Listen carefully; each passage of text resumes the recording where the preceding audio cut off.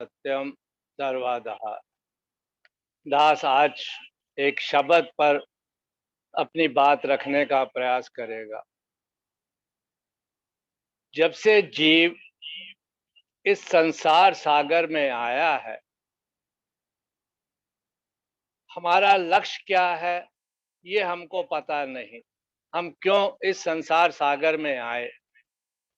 महाराज जी अक्सर कहा करते थे कि प्रेमी, जहां भी जाओ अपने लक्ष्य को मत भूलो। तो हमारा लक्ष्य क्या है?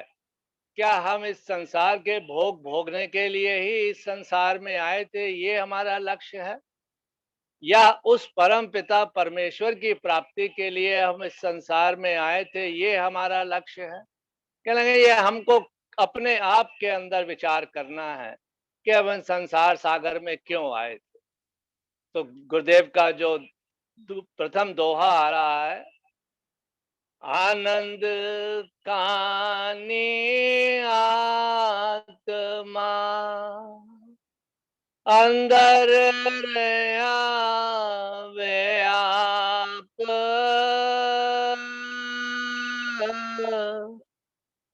मंगत जिस घट सो दया इस पाया परताप। क्या मेरे गुरुदेव हमें बता रहे हैं? कह रहे हैं आनंद खानी आत्मा, वो आनंद का सागर वो हमारे अंदर विराजमान है। कहा अंदर रहा वे आप। अब ये किस प्रकार से प्राप्त करना है, ये मेरे गुरुदेव अगले लाइन में बता रहे हैं। कहा मंगत जिस घट सो दया, जिन्होंने उस पर चलकर, जो साधन कर कर उस परम पिता परमेश्वर को पाया है, कहा तिस पाया प्रताप, उन्होंने ही उस ऐश्वर्य की प्राप्ति की है। अब गुरुदेव कहते हैं अमृत अंतर बाहर विख खाई। कह रहे हैं आनंद खानी आत्मा है तो हमारे अंदर, पर कारण क्या है कि हमको पता नहीं लगता कि वो आनंद खानी आत्मा है कहां पर, किस जगह पर है। कहते हैं कि हमारी इंद्रियां सब बाहरमुखी हैं। अगर हम इसको अंतर्मुखी कर ले तो हमें वो आत्मा जो परमात्मा का अंश है, जो कि हमारे अंदर विराजमान है, कह रहे हैं उसका पता लग जाता है। पर हमको प्रयास करना है, बिना प्रयास के नहीं हो पाएगा। कहने लगे वो परम पिता परमेश्वर मेरे अंदर ही विराजमान है। कहने अगर हम किसी शीशे पर अगर बाहर पड़ा हुआ है और उस पर धूल मिट्टी जमी हुई है, क्या उस पर हम अपना प्रतिबिंब देख सकते हैं? कह रहे अगर धूल के अंदर अगर वो है तो क्या हमें शक्ल दिखाई देगी? कह लगे उस शक्ल देखने के लिए हमको क्या करना है कि उस मिट्टी को, धूल को सफा करना है, तब जाकर वो हमें अपनी शक्ल दिखाई देगी। कह लगे इसी प्रकार से जो हमारे ऊपर, आत्मा के ऊपर जो आवरण का पर्दा हमने चढ़ा रखा हुआ है, कहने लगे इसको साफ करना है। वो किस प्रकार से साफ करना है, गुरुदेव मेरे बता रहे हैं कि अमृत अंतर बाहर विख खाई। कह रहे अमृत तो हमारे अंदर है, वो परम पिता परमेश्वर का जो अंश है वो हमारे अंदर है, पर हम इस संसार की जो जितनी कूड़ा करकट है वो सब अंदर लेके आ रहे हैं। कह रहे तो हमको उस अमृत का किस प्रकार से पता लगेगा? कह रहे बाहर की वस्तुओं को अगर हम छोड़ दें और परम पिता परमेश्वर के साथ जुड़ें तो हमको उस जो अमृत हमारे अंदर है उसका पता लगेगा। कह रहे हमारे अंदर काम, क्रोध, लोभ, मोह, अहंकार का तो पूरा का पूरा घड़ा भरा हुआ है। कह रहे जब तक हम इसको धीरे धीरे से खाली नहीं करेंगे, हमको पता नहीं लगेगा कि हमारे अंदर वो अमृत है कि नहीं। फिर गुरुदेव कह रहे हैं मोह वश होके आवे जाई। कह रहे हैं इसी मोह के वश के अंदर कि ये मेरा है, ये मेरे पुत्र है, ये मेरी पुत्री है, ये मेरी स्त्री है, इसके लिए मैं कुछ करूं। कह रहे इस कारण जो है हम उस अंदर आत्मा जो है हम उसको प्राप्त नहीं कर पा रहे हैं। गुरुदेव कह रहे हैं कह कारण तू जीवन जीवे, सार असार का निर्णय लीवे। कह रहे किस कारण, किस प्रकार से तू इस जीवन को जी रहा है, ये तुझे खुद पता होना चाहिए कि क्या तू सत्य को प्राप्त करना चाहता है या असत्य को प्राप्त करना चाहता है। तू सत्य वस्तु को प्राप्त करना चाह रहा है या असत्य वस्तु को प्राप्त करना चाह रहा है। फिर गुरुदेव मेरे बता रहे कहां से आया, कहां समाई, कौन मार्ग कौन लेख लखाई। कि हम कहां से आए। अगर हम किसी से पूछें कि भाई आप कहां से आए हो, क्योंकि मैं टूरिस्ट ट्रेड के प्रोफेशनल में हूं, तो हमारे रजिस्टर के अंदर लिखा जाता है कि अराइव्ड फ्रॉम, कि तुम कहां से आए हो। कोई लिखता है दिल्ली से, कोई लिखता है अहमदाबाद से, कोई लिखता है गुजरात से। तो ये तो हमारा संसारिक हो गया। कह रहे हम कहां से आए हैं ये हमको पता होना चाहिए, और मैं जाना कहाँ है। तो हम लिखते हैं डिपार्चर कहाँ है, तो लिख देता है फलानी जगह के लिए। तो मेरे गुरुदेव क्या कह रहे हैं, कहां से आया कहां समाई, तू किधर से आया है, तुझे कहां जाना है, ये तुझे पता होना चाहिए। क्या तूने कोई अपना मार्ग बना रखा है, कोई रास्ता बना रखा है, ये शरीर छोड़ने के बाद तू कहां जाएगा। गुरुदेव का बड़ा सुंदर वचन भी आता है, कहां से आया कहां नर जाए, कौन तेरो मुकाम, मंगत सार विचारना, मानुष जन्म का काम। कितना सुंदर मेरे गुरुदेव ने बताया कि कहां से आया है और तुझे कहां जाना है। कोई हमने ठिकाना बना रखा है, ये शरीर छोड़ने के बाद मुझे कहां जाना है। कहने लगे इस मानुष चोले के अंदर ही हमको ये विचार करना है कि हम ये शरीर छोड़ने के बाद हमारा कौन सा अगला ठिकाना होगा। अगर इस मानुष चोले के अंदर हमने नहीं सोचा, तो फिर हम 84 लाख चक्कर के अंदर फिर घूमते ही रहेंगे। तो वही मेरे गुरुदेव कह रहे हैं, कौन मार्ग कौन लेख लिखाई। कौन से मार्ग का तूने क्या अपना बनाया, लेख लिखा हुआ है कि तू कहां जाएगा ये शरीर छोड़ने के बाद। फिर गुरुदेव कह रहे हैं एक बड़ा सुंदर, इसी पर एक दृष्टांत से और समझते हैं। कह रहे ट्रेन के अंदर एक कंडक्टर टिकट चेक करने के लिए आया, वो सबकी टिकट चेक कर रहा था। तो एक मुसाफिर जो था, उसके पास जब वो ट्रेन कंडक्टर पहुंचा तो उसने टिकट मांगी। तो वो अपनी ऊपर की जेब देखने लगा, साइड जेब पॉकेट चेक करी, उसने अटैची चेक करी, सारा तो देखा, उसको टिकट नहीं मिल रही थी।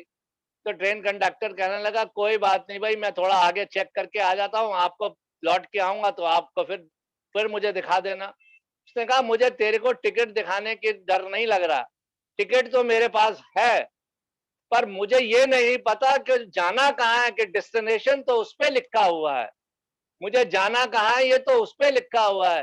कहने लगे इसी प्रकार से हम भी सब मुसाफिर हैं, हमारे हम भी रिटर्न टिकट लेके आए हुए हैं, पर हमें जाना कहाँ है ये हमें नहीं मालूम है, डेस्टिनेशन हमारा कौन सा है ये नहीं पता हमको। तो मेरे गुरुदेव क्या कह रहे हैं, दे पिंड तेरा किसने साजा, खोज करो तुध माही विराजा। क्या ये तेरा शरीर किसने साजा, किसने तेरा शरीर बनाया। बात करो तो बड़े आसान से कह देते हैं कि मैं मेरे मेरे माता पिता, मेरी माँ के गर्भ से मेरा जन्म हुआ। कह रहे उससे जब तेरा जन्म हुआ तो गर्भ में तू था, तेरी रक्षा किसने करी, तेरे मल मूत्र के त्याग की व्यवस्था किसने की, तेरे भोजन की व्यवस्था किसने की। कहा ये हमको पता करना है। कहा दे पिंड तेरा किसने साजा, खोज करो तुद माही विराजा। वो शरीर बनाने वाला हमारे अंदर ही विराजमान है, वो परम पिता परमेश्वर हमारे अंदर ही है, पर हम उस ओर देखते नहीं हैं। कहने जिस प्रकार से तिल के अंदर तेल है, दूध के अंदर घी है, पृथ्वी के अंदर जल है, ये हमको पता है। पर उसके लिए क्या हमको तिल के अंदर तेल दिखाई देता है? कह रहे नहीं दिखाई देता। दूध के अंदर घी दिखाई देता है? नहीं दिखाई देता। पृथ्वी के अंदर जल दिखाई देता है? नहीं दिखाई देता। कह रहे उसके लिए हमको प्रयास करना है, यत्न करना है। कह रहे उस तिल को हमको उसको छिलके उतार के उसको स्पेलर में डालना है और उसको पीसना है, तब जाकर उसके अंदर से हमें जो है तेल प्राप्त होगा। कह रहे इसी प्रकार से वो परम पिता परमेश्वर मेरे शरीर के अंदर, हमारे सूक्ष्म शरीर के अंदर ही विराजमान है। हमको उसको खोजना है। किस प्रकार से खोजना है? उस परम पिता परमेश्वर के नाम का गुणगान करके। कहा बोलनहार का करो विचार, दुर्मत माया का मिटे अंधकार। कहा ये बोलनहार का विचार करना है कि तेरी ये आवाज किस प्रकार से आ रही है। कह रहे परमात्मा ने देखो हमारा शरीर कितना बना, किस प्रकार से बनाया। हमारे बोलने के लिए हमारी वोकल कॉर्ड अलग से बनाई, जिससे कि हम परमात्मा की भक्ति कर सकें, भजन गा सकें, उनकी बंदगी कर सकें। कहने लगे अगर हमारे छोड़ थोड़ी सी भी दिक्कत होती है ना आवाज में, तो हम डॉक्टर के पास भागते हैं कि साहब देखिए हमारी आवाज पूरी नहीं आ रही। कह रहे उस परम पिता परमेश्वर की कलाकारी देखिए कि उसने हमारे अंदर क्या कुछ नहीं बनाया अपनी प्राप्ति के लिए। कहा दुर्मत माया का मिटे अंधकार। कह रहे फिर हमारे को क्या होता है, जब हम जितने जितने उस भजन करके, नाम सिमरन करके हम प्रभु के नजदीक जाते हैं, तो हमारे अंदर से माया का जो है अंधकार धीरे धीरे छटने लगता है।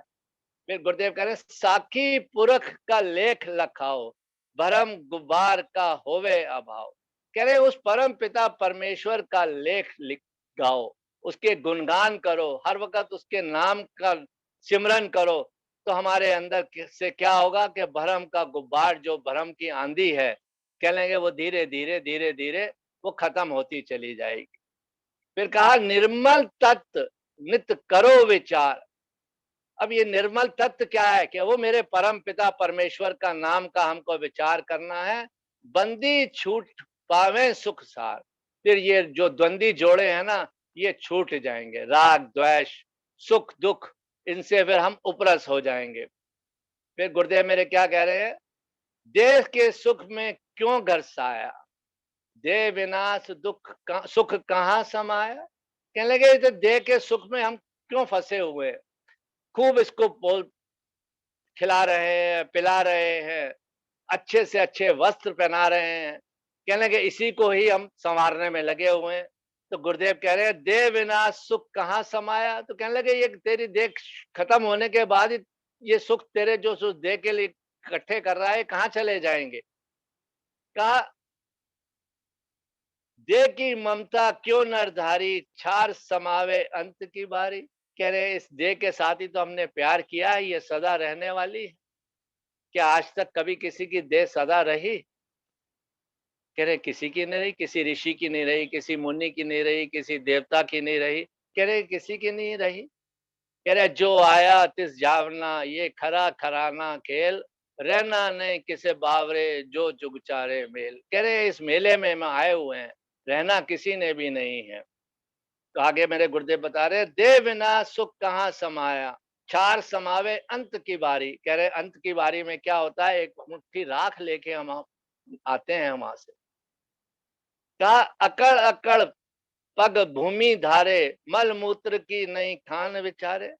कह रहे हम बड़े अकड़ते हैं कि मेरा कितना सुंदर शरीर है, मेरे समान कोई धनवान नहीं है, मेरे से समान कोई पर्सनैलिटी वाला नहीं है। तो गुरुदेव के वचनों में बड़ा सुंदर आता है, अकड़ अकड़ कर चालता जो बलवंत शरीर, बया दीवाना बाबरा, जब रोवत चले अखीर। कह रहे बड़ी अकड़ है हमारे अंदर। कहाँ गई? बड़े बड़े सिकंदर बादशाह की अकड़, रावण की अकड़। कह रहे कितने हुए इस संसार में, हंकारी पुरुष, उनकी अकड़ कहाँ चली गई।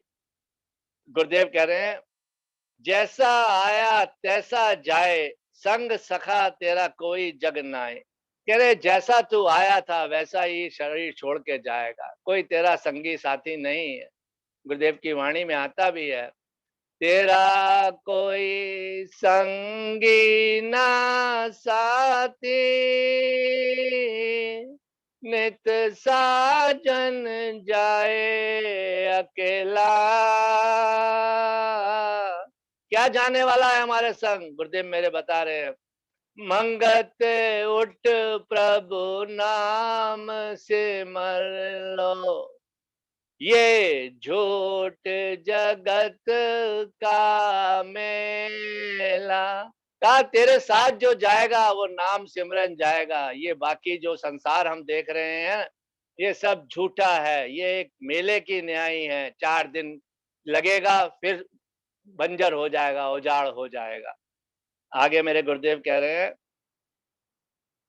अप, अपनी देही तेरी ना होई, और मित्र संग कौन चलोई। कह रहे अपनी देही तेरा साथ नहीं देगी तो और कौन जाए तेरे संग चलेगा, तेरा कोई संगी साथी होगा। कह रहे कोई नहीं होगा। बड़ा सुंदर किसी कवि ने कुछ एक भजन पर लिखे था, का माटी के पुतले तुझे कितना गुमान है, तेरी औकात क्या, क्या तेरी शान है। 4 दिन की है जिंदगी तेरी, रहने वाली नहीं है नौजवानी तेरी। खाक हो जाएगी हर निशानी तेरी, खत्म हो जाएगी ये कहानी तेरी।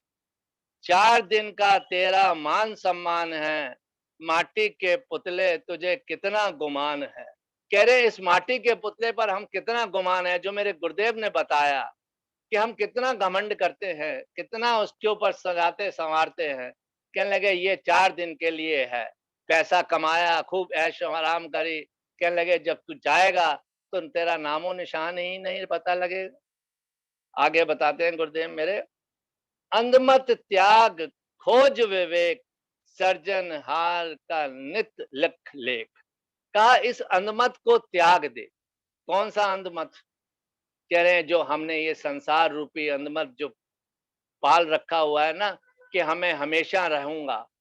कहने के इसको छोड़ दे और इसका त्याग कर दे, और तेरे अंदर जो परम पिता परमेश्वर बैठा हुआ है, कहने के उसको अपने विवेक के द्वारा तू जागृत कर। सर्जनहार का नित लख लेख, उस परम पिता परमेश्वर का हर वक्त तू उठते बैठते सोते जागते प्रभु का नाम का गुणगान कर। कह रहे अंत की बारी नर पछताना, छाड़ जाए जब भाग सुहाना। कह रहे अंत की बारी क्या होता है, हम बड़े परेशान होते हैं कि ये मेरा तो इतना पीछे रह गए, प्राण भी नहीं निकलते। कह रहे हैं जब प्राण निकलने लगते हैं ना, तो कहते हैं हाय ये मेरे धन का क्या होगा, ये मेरे परिवार है इसका क्या होगा। कह रहे श्वास भी नहीं निकलते। कह रहे कालू बादशाह था, उस पे 40 गंज थे। कह रहे एक गंज पता नहीं कितने कितने कमरे का होगा। कह रहे हैं उस पे, उसमें जो था 2 सिक्के कम थे, तो उसके प्राण नहीं निकल रहे। तो लोगों ने कहा भाई क्या होगा इसका कि प्राण नहीं निकल रहे हैं, बड़े बड़े वेद बुलाए गए सब। कहा कि इसको ना कालू बादशाह को घुमाओ इन 40 गंजों के पास। और कह रहे हैं जो कब्र, कह रहे हैं जो मुसलमान का जो संस्कार करते हैं, दफन करते हैं, तो उसके मुख में 1 रुपया डाल देते हैं। कह रहे वो उस मुर्दों को निकाल, मुर्दों में से 2 रुपए निकाले, और वो जाके उसके जो गंज में जो 2 रुपए की कमी रह गई थी उसमें डाले जाकर, तब उस कालू बादशाह का प्राण निकले। तो कहते हैं कल 40 गंज जोड़े ना रखे हो ईमान, देखो रे लोगो कालू होता परेशान। कह रहे हैं हम परेशान होते हैं क्योंकि हमें जब ये छोड़ना पड़ता है ना, जो संसार के अंदर हमने बनाया हुआ है, तो कह रहे हैं इसमें हमारे प्राण नहीं निकलते हैं, क्योंकि प्राण तो हमने संसार में बसा दिए। आगे मेरे गुरुदेव अब हमें क्या हिदायत दे रहे हैं, साचा पुरख जीवत में पेख, सत्पुरुषों का सुन ये लेख। अब हमारी चीज क्या आने वाली है काम। कह रहे हैं साचा पुरख जीवत में लेख, जीते जी तू उस परम पिता परमेश्वर के गुणगान कर, उनके लेखों का विचार कर, उनकी वाणी का पठन पाठन कर, जो तेरे काम आएगी। आगे बताते हैं गुरुदेव मेरे, आत्म शकत खोज विचार, परसे नाद परम पुरख सार। कह रहे आत्म शकत को खोजना है, उसका ही विचार करना है। और आगे बता रहे मेरे गुरुदेव, सो ही तेरा जीवन हारा, साखी पुरुष सो ही भरतारा। कह रहे तेरे जीवन हार कौन है? कह रहे वो मेरा परम पिता परमेश्वर, वो मेरा वाहे गुरु, वो मेरा अल्लाह। कह रहे हमें उसका ही गुणगान करना है, वही उसी ने हमें जीवन दिया है, उसको ही हमें प्राप्त करना है। का नित ही तिसमें निश्चय राख। अब गुरुदेव ने यहाँ हमें पूरे क्लियर कर दिया कि हमें पूरा पूर्ण विश्वास उस पर रखना है। किस पर? मेरे परम पिता परमेश्वर पर। साध जना की रसना चार, जो 7 जनों ने, महापुरुषों ने जो हमें बताया है, मार्ग बताया है, उस पर चलकर हमको अपना जो है इस भव सागर को पार करना है। का झूठी देही का मोह त्याग, ये झूठी देही जो 5 तत्वों की है, ये तो जलकर राख हो जाएगी। का आत्म खोज पुरख वड भाग। कह रहे हैं उस परम पिता परमेश्वर की तू खोज कर, जो कि तेरे अंग संग रहने वाला है। ये चीज तो छूटने वाली है, शरीर हमारा यहीं खत्म हो जाएगा, जला दिया जाएगा। वो आत्म खानी आत्मा अंतर रहा व्याप। कह रहे वो मेरे अंतर हमेशा है, अजर है, अमर है, अविनाशी है। कहने लगे उसका हमको उसकी खोज करनी है, उसकी ही प्राप्ति करनी है। अंत में गुरुदेव का दोहा जो दास आपके समक्ष रखा है, देखी ममता ना मिटे, जो जुग चारे भोग,